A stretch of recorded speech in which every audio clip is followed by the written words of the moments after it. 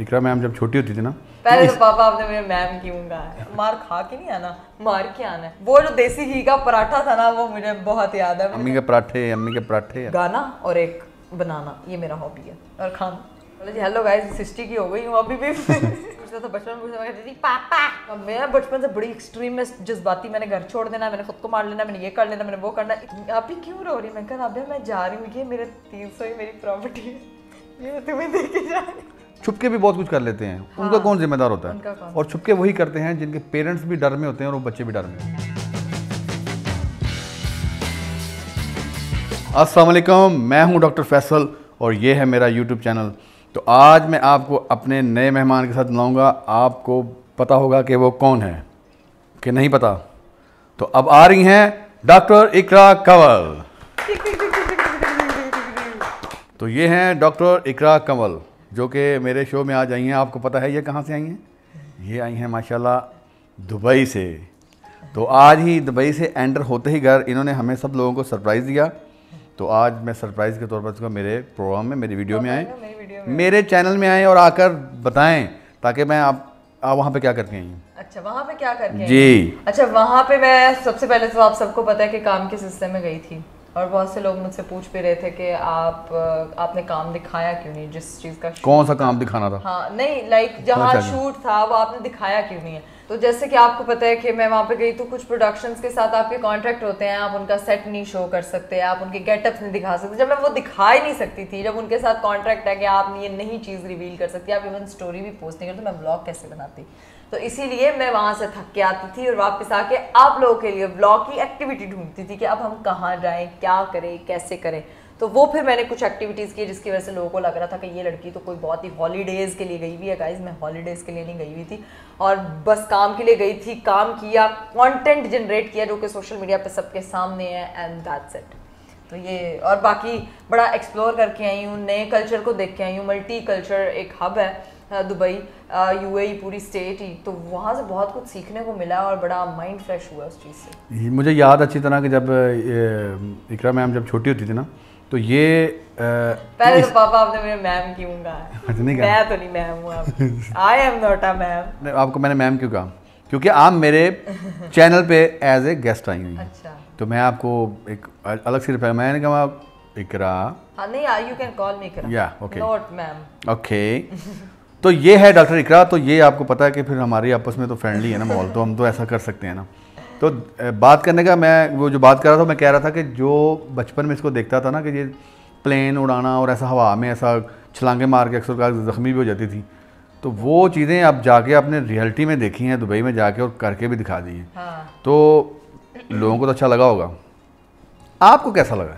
अच्छा, मुझे ना शुरू से ही लगता था, पापा हमेशा मुखातिब करते थे मेरा बहादुर पुत्र है, एक सेट माइंड में। और ये बात एक अंडरस्टूड सी चीज़ है कि जो आप बच्चों को बचपन से उनके माइंड में फीड करते हो ना कि आप इस तरह के हो, आप इस तरह के हो, आप चाहे वो अच्छे वर्ड्स हैं चाहे वो बुरे वर्ड्स हैं, वो बच्चा अपनी ज़िंदगी में वही होता है। तो मेरी लाइफ पे मेरे पेरेंट्स का एक बड़ा अच्छा इन्फ्लुएंस रहा है कि उन्होंने हमेशा मुझे मोटिवेट किया है फॉर एवरीथिंग कि तुम ये कर सकती हो। आज तक कभी स्कूल छोड़ने नहीं गए, आज तक कभी किसी चीज़ में वो एक्स्ट्रा ओवर पैम्पर्ड नहीं किया कि नहीं इसको कुछ हो जाएगा, लड़के आए।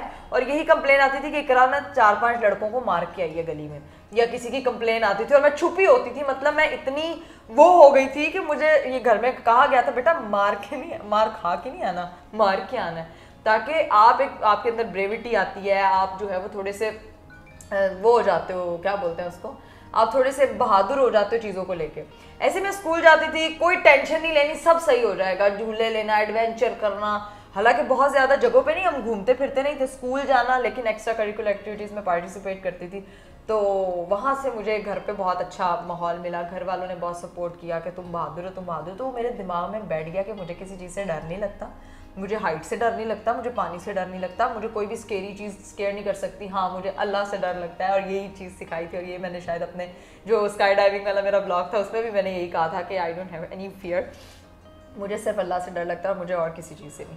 तो बस वो एक्सपीरियंस ऐसा था कि वो once in a lifetime होता है। और जब मैंने उस चीज़ को स्टार्ट किया, जब वो सब लोग, मेरे साथ अरीब भी था, दकी भाई थे, सब लोग थे, सब लोगों के अंदर कहीं ना कहीं कुछ चल रहा था। वो मुझे कहते तुम्हारे अंदर कुछ चल रहा है लेकिन तुम बता नहीं रही हो, तुम्हारे मुंह पे नहीं आ रहा कि तुम डरी हुई हो। और ऐसा मैंने वीडियो में देखा था कि आप कह रहे थे कि मैं नहीं डर रही, सब कह रहे थे कि जी आप डर रही हैं। तो मैं जब वीडियो देख रहा था, तो मैंने जब वीडियो देखी और मैंने उसका फिर वो मैंने बच्चों को मैं क्या देखा, मैं जो सोचता था कि वो इकरा अभी आपकी ऐसी ही है। तो ये आप अब इन सबको भी मैंने पूछा कि ये देखो सीखो कुछ, ये देखो मेरा बहादुर बेटा देखो क्या कर रहा है। 1% भी डर नहीं लगा मुझसे। अरीब भी मुझसे पूछता रहा कि इकरा आर यू ओके, मैंने कहा मैं ओके। वो आगे से तू बबर शेर है चल।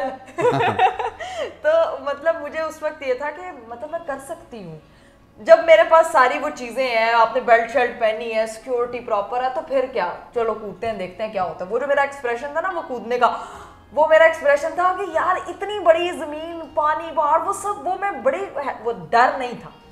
तो मतलब मेरा बड़ा अच्छा एक्सपीरियंस। फर्स्ट टाइम तो ऐसा होता है ना, फीलिंग आती है थोड़ी सी भी तरह नीचे कुछ है ऐसा, लेकिन जब आप उसको एक दफ़ा अप्लाई कर लेते हो ना तो फिर वो आप में वो डर खत्म हो जाता है। मेरे में नहीं था डर, नहीं था। नहीं डर मुझे पता नहीं होगा क्योंकि मैं भी तो ऐसा ही हूँ ना। हाँ, पहली दफा वो कह रहे कूदोगे, मैं उन्होंने ना सबसे पहले वो आए हैं और मुझे ना सबसे पहले कहा हु इज इकरा, मैंने कहा आई एम, उन्होंने कहा आप पहले आ जाओ। अब सबको यही लग रहा है, वहाँ पे सब अपने अपनी वो पहन रहे हैं, जैकेट्स पहन रहे हैं। तो उन्होंने मुझे जब वो लेकर गए तो मुझे लगा मेरी सबसे पहले बारी आएगी और मैं बहुत सबके अच्छा इकरा पहले जाएगी, इकरा पहले, और अरीब सबसे आखिर में था। ठीक है, अरीब सबसे आखिर में एंटर हुआ जबकि अरीब को पहले उन्होंने कुदवाया। वही यही बात है ना कि जब देखे ना पेरेंट्स के जो एक चीज़ होती है ना कि जैसे अब डर नहीं है। अब मैं डरता नहीं था इनके, अब मैं इनको स्कूल भी अकेला भेजता था, भी जाएँ गाड़ी में जाएँ, जैसे भी जाए अकेले जाएँ, तो डर मेरे अंदर भी नहीं था कि मैंने अपने बच्चों को, वरना पेरेंट्स बड़ा सोचते हैं कि बच्चा हमारा बाहर गया क्या होगा, क्या बनेगा, और ख़ासतौर पर बेटियों के बारे में काफ़ी सोचते हैं कि बेटियां बाहर जाती हैं, इनका ध्यान रखना है। लेकिन बेटियों को जब अब घर से आप थोड़ी सी उनको ब्रेव बनाएंगे ना, उनका माइंड को ब्रेव करेंगे, उनकी हर चीज़ को जो वो गलत कर रही है सही कर रही है उनको देखते हुए उनको मैं देखें कि उनमें क्वालिटी क्या आ रही है, उनकी क्वालिटी को बिल्ड कैसे करना है, कि बिल्ड करने के लिए उनको थोड़ा सा वो फ्री टाइम दें उनको, ताकि अपने जो उनके अंदर ब्रेव टाइप की चीज़ अंदर होती है वो उनकी निकालनी है बाहर, कि वो निकलें, डर ख़त्म हो उनके अंदर से। और ये चीज़ें फिर देखें आप बचपन में अगर ये सारी चीज़ें इनके अंदर से मैंने वो इनको मैं वॉच करता रहा, बल्कि इनको डर से परे रखा कि डर नाम की कोई चीज़ नहीं है, ये इंसान के माइंड की गेम होती है जो हम सोचता है और वो डर लगना शुरू होता है। कोई भूत, कोई जिन, ऐसी चीज़ें जो आप माइंड में ले लेते हैं तो हमें डर लगता है। इनको ना कभी मैंने भूत से डराया, ना कभी मैंने ऐसी चीज़ों का कोई दिया एक्सप्लेनेशन कि भाई ये चीज़ें होती हैं, इससे डर होगा, इससे बचना है, ये करना है, वो करना है, ऐसा कुछ चीज़ नहीं डालता था। नेगेटिविटीज़ मैं नहीं देता था इनको, इनके अंदर भी वो नेगेटिविटी नहीं आई। इसलिए देखें आज इस स्टेज पे पहुंचकर आपने जंप किया, वहाँ पे लोगों को दिखाया, देखें जंप करके, डर आपके अंदर नहीं था। तो वो क्या था, बचपन की जो एक प्लान थी ना उसके मुताबिक मैंने देखा कि जो मैं अब समझता हूँ कि मैंने जो चीज़ें आपके अंदर बिल्ड कहीं ना कहीं हैं और वो हमेशा रहेंगी। वो कहते हैं पेरेंट्स हमेशा आपके साथ साथ रहते हैं कि कहीं बच्चों को कोई प्रॉब्लम ना हो, प्रॉब्लम ना हो, प्रॉब्लम ना हो, प्रॉब्लम ना हो, वो देखते रहते हैं, वॉच करते रहते हैं। लेकिन एक टाइम आता है पेरेंट्स को कॉन्फिडेंस हो जाता है कि यार ये जहाँ मर्जी अकेली ट्रैवल कर ले।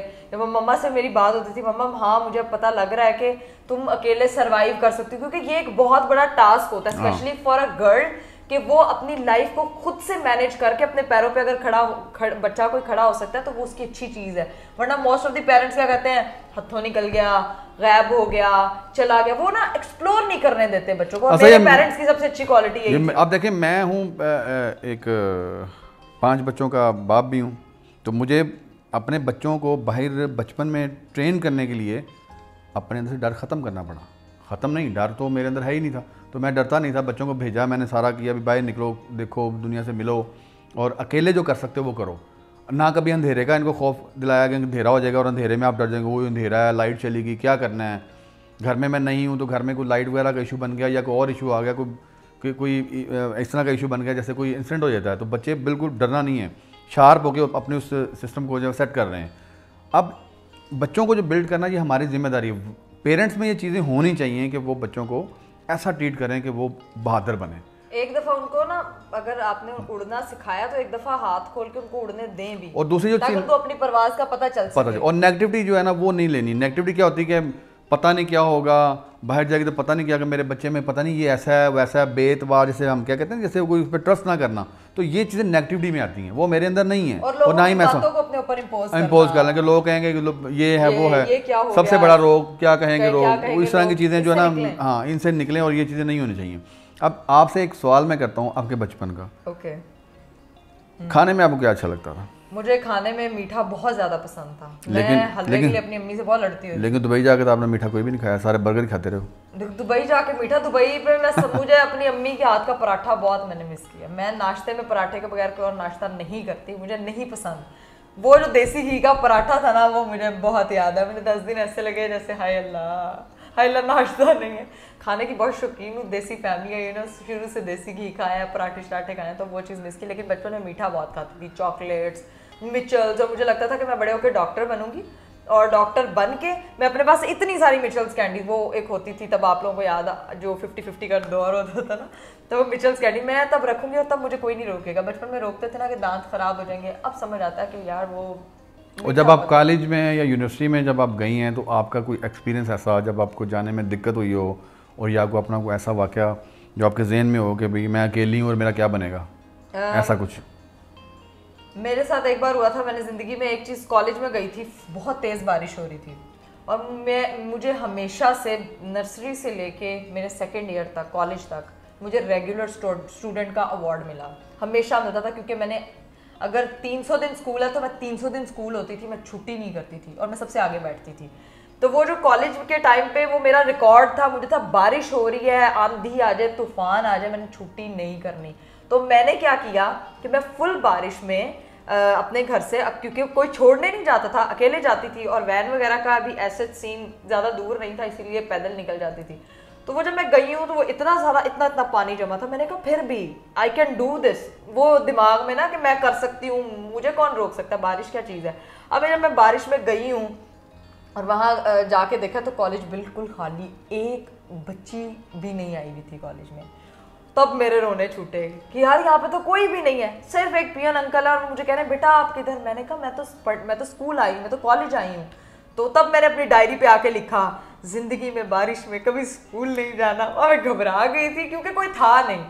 तो लेकिन ये कि वहाँ वो चीज़ जो पार करी, जो एक दिमाग में था कि रेगुलर रहना है, छुट्टी नहीं करनी, आगे बैठना है, जूते पॉलिश होने चाहिए, वो मुझे बहुत ज़्यादा था, उसके लिए मैं पागल थी, तो वो मेरे अंदर था। लेकिन हाँ, बारिश में घबरा गई थी। और आपकी जो बेहतरीन जो हॉबीज़ में क्या चीज़ें शामिल हैं? आपको पता होगा, आप मेरे लिए पेंट्स लाते थे, और मेरा ख्याल से वो सबसे ज़्यादा मेरे हॉबी को वो हवा देने का हाथ जो है ना, वो डैडी का है। पापा दुबई होते थे, पापा आते थे दुबई से, तो वो मेरे लिए कोई टॉयज़, कोई गुड़िया, कोई खिलौने कुछ नहीं लेकर आते थे। वो मेरे लिए इतनी बड़ी बड़ी पेंसिल्स, अम्ब्रेलाज और पेंट्स लेकर आते थे। और मैं छोटी थी तो वो इतने बड़े बड़े पोस्टर पेंट, क्रेयॉन पेंट, तो उससे मुझे ना स्केचिंग का और पेंटिंग का वो हुआ, हॉबी जनरेट हुआ, और मेरी ड्राइंग बहुत अच्छी होगी, मैंने खुद सीखी है। और मैंने किसी इंस्टीट्यूट से सीखा, मुझे लगता है कि एक गाना और एक बनाना, ये मेरा हॉबी है, और खाना।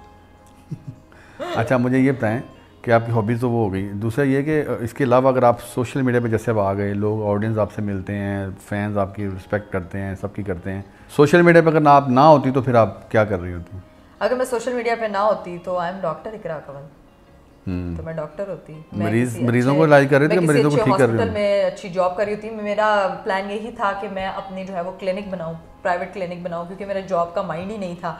हुआ बहुत से लोग मुझे क्वेश्चन करते हैं, आप किस चीज़ की डॉक्टर हैं, आप क्या है, आप PhD हैं, आप MBBS हैं, आपने क्या?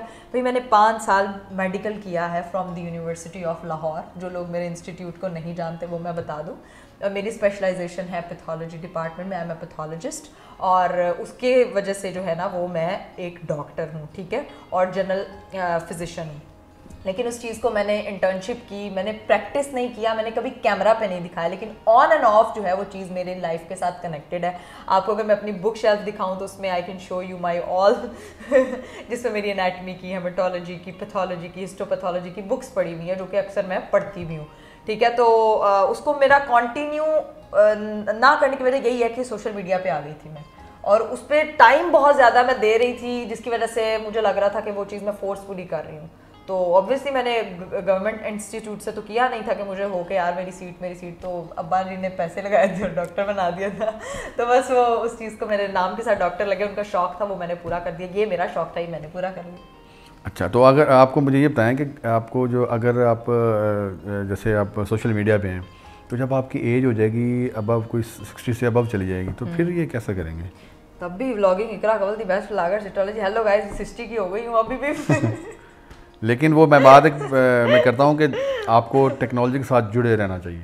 हाँ, आई थिंक आपको बदलना नहीं चाहिए। और एक चीज जो मुझे लगता है कि सबसे ज्यादा इंपॉर्टेंट है, अपने आप से अटेंशन नहीं हटानी कभी जिंदगी में भी। आप लाइफ में 60 के हो रहे हो, 70 के हो रहे हो, 80 के हो रहे हो, हम लोग क्या करते हैं, एक टाइम आता है हमारे यहाँ पे एज को इतना बुरा क्यों कंसीडर किया जाता है, क्योंकि 30 के बाद औरत अपने ऊपर ध्यान देना छोड़ देती है।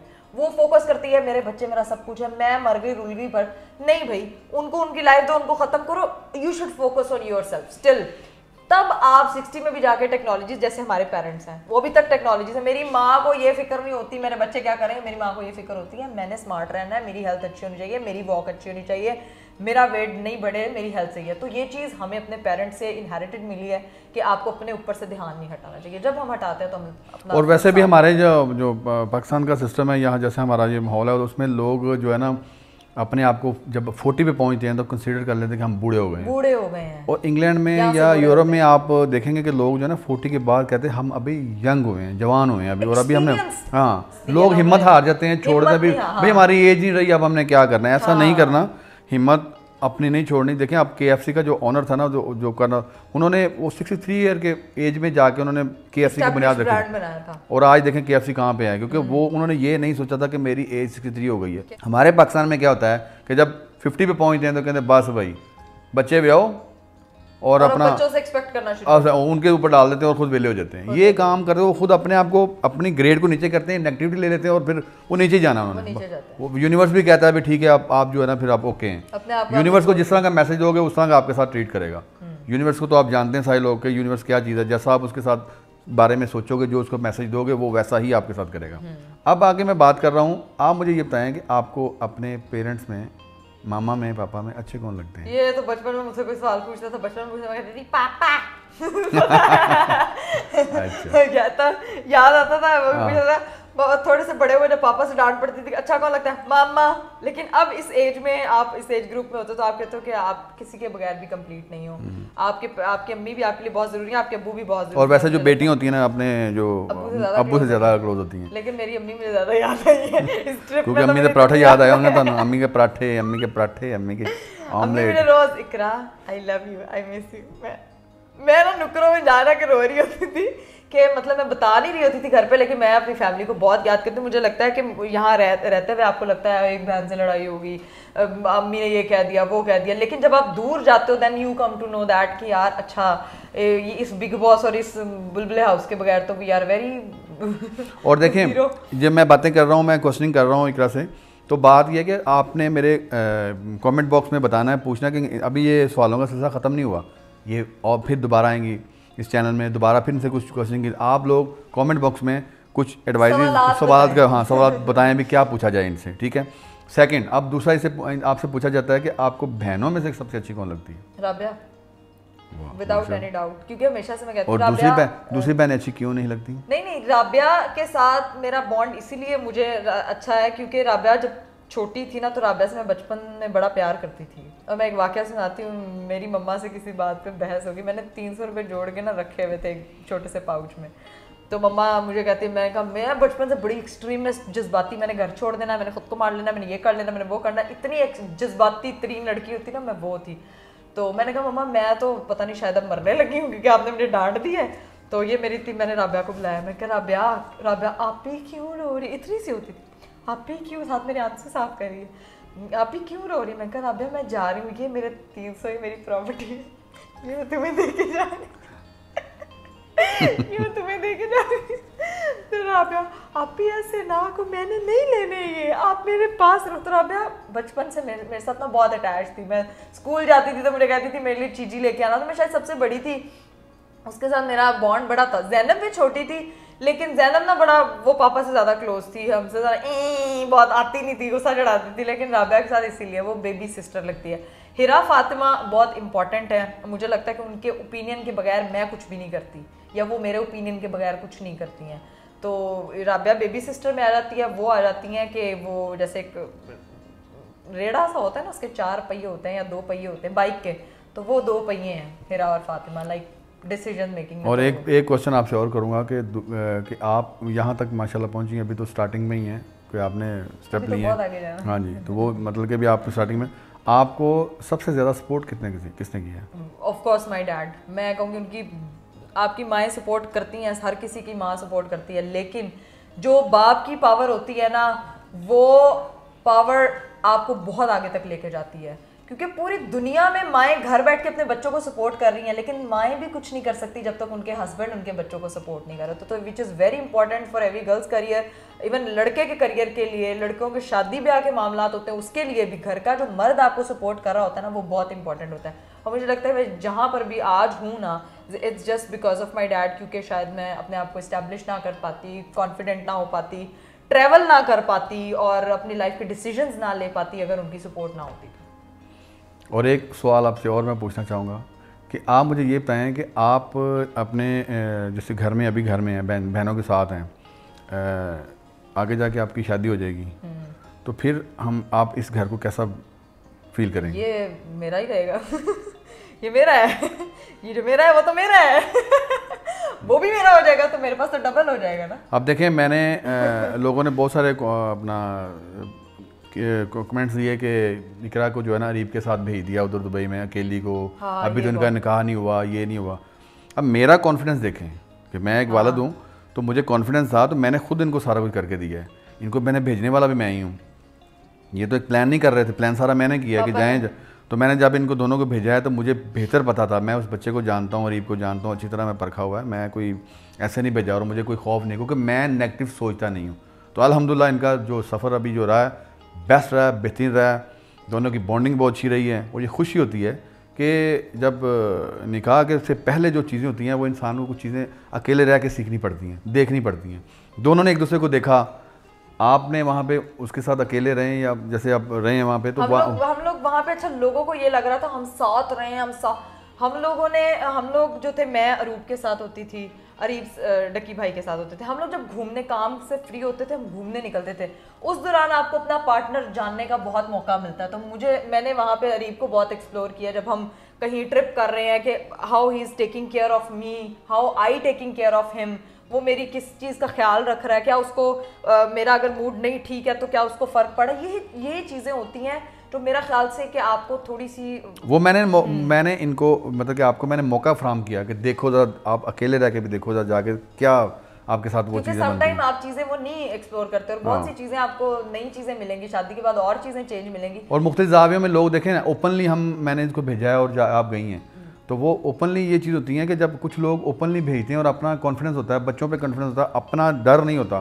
कुछ तो लोग छुप के भी बहुत कुछ कर लेते हैं, उनका कौन जिम्मेदार होता है? और छुप के वही करते हैं जिनके पेरेंट्स भी डर में होते हैं और वो बच्चे भी डर में होते हैं। लेकिन अच्छा हो सब कुछ रहा है, लोग ट्रैवल कर रहे हैं, हम लोग दिखाते हैं, हम अपनी जिंदगी को बता रहे हैं, लेकिन हम लोग अपनी जिंदगी को ये किसी उस चीज को प्रमोट नहीं कर रहे कि we are promoting this, we are in group. हम एक ग्रुप की फॉर्म में थे, हम सिर्फ 2 लोग नहीं थे, हम लोग 4 लोग थे और हम लोग बहुत तरीके से रहे। और मुझे मेरी लिमिट्स पता थी, अरीब को उसकी लिमिट्स पता थी, हर किसी को अपने, हम लोग मिच्योर लेवल पे गए हैं। कोई कॉलेज स्कूल के बच्चे नहीं गए कि हमारे पेरेंट्स को पीछे से टेंशन हो गया यार हमारे बच्चे पता नहीं क्यों चले गए हैं। भाई हमने एक दूसरे को, हम लोग बहुत मिच्योर, हमारी डिस्कशन बहुत मिच्योर होती है। तो आई थिंक मेरी लाइफ का बेस्ट ट्रिप रहा है और आगे भी जितने भी ट्रिप्स होंगे मैं अपनी फैमिली के साथ करती हूँ या मैं अरीब के साथ करती हूँ, तो वो मतलब अच्छा है, हम एक दूसरे को समझ सकते हैं। अब मैंने इनसे काफ़ी सारे सवाल किए हैं, क्वेश्चन और बहुत सारी है, आप कमेंट बॉक्स में ज़रूर बताइएगा।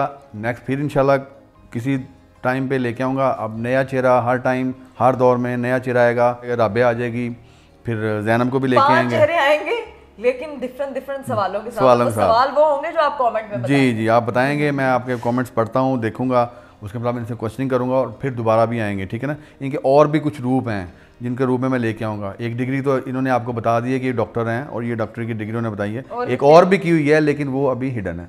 नेक्स्ट मेरे पास 3 डिग्रीज हैं गाइस, ये फिर कभी बताऊंगा, फिर बताएंगे कौन सी डिग्रीज है और कौन सी चीज़ की डॉक्टर हूँ मैं। जी तो अब हमें इजाज़त दीजिए, मुझे डॉक्टर फैसल को और डॉक्टर इकरा कमल को भी इजाज़त दीजिए। सो गाइस, अगर आपको मेरे सवाल बड़े अच्छे लगे हो तो इस चैनल को सब्सक्राइब, लाइक, शेयर, कमेंट सब कुछ करना है, बेल आइकन को जरूर दबा दीजिएगा। Thank you. अगले गेस्ट के लिए